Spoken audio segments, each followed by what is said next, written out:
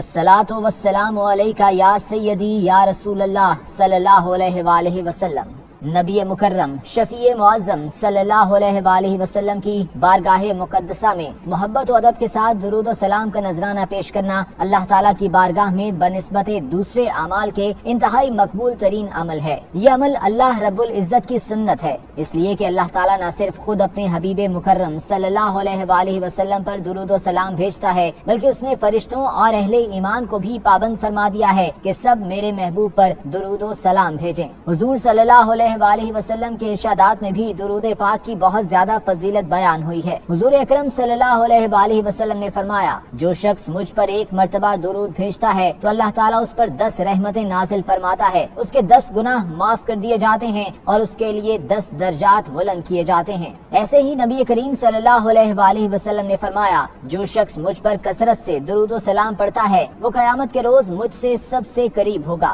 ایک اور مقام پر آپ صلی اللہ علیہ وآلہ وسلم نے فرمایا، جب تک کوئی بندہ مجھ پہ درود و سلام پڑھتا رہتا ہے اس وقت تک فرشتے اس کے لیے دعائے رحمت کرتے ہیں۔ امام قسطلانی رحمت اللہ علیہ نے روایت کیا ہے کہ بروز قیامت ایک بندہ مومن کی نیکیاں کم ہو جائیں گی اور گناہوں کا پلڑا بھاری ہو جائے گا تو وہ بہت پریشان ہوگا۔ اچانک نبی کریم تشریف لائیں گے اور چپکے سے ایک بند کاغذ اس کے پلڑے میں رکھ دیں گے، جسے رکھتے ہی اس کی نیکیوں کا پلڑا وزنی ہو جائے گا۔ وہ شخص پوچھے گا، آپ کون ہیں؟ اتنے سخی، اتنے حسین و جمیل، آپ نے مجھ پر کرم فرما کر مجھے جہنم کا ایندھن بننے سے بچا لیا، اور وہ کاغذ کیا تھا جو آپ نے میرے اعمال میں رکھا؟ جان عالم رحمت کونین صلی اللہ علیہ وآلہ وسلم ارشاد فرمائیں گے، میں تمہارا نبی ہوں اور یہ کاغذ وہ درود ہے جو تم مجھ پر بھیجا کرتے تھے۔ آج ترکی میں قومی سطح پر درود و سلام کا دن منایا جا رہا ہے، اس لیے اس عمل میں ہمیں بھی کسی سے پیچھے نہیں رہنا اور زیادہ سے زیادہ نبی اکرم صلی اللہ علیہ وآلہ وسلم کی بارگاہ مقدسہ میں درود پاک کا ہدیہ پیش کرنا ہے، تاکہ ہماری دنیا و آخرت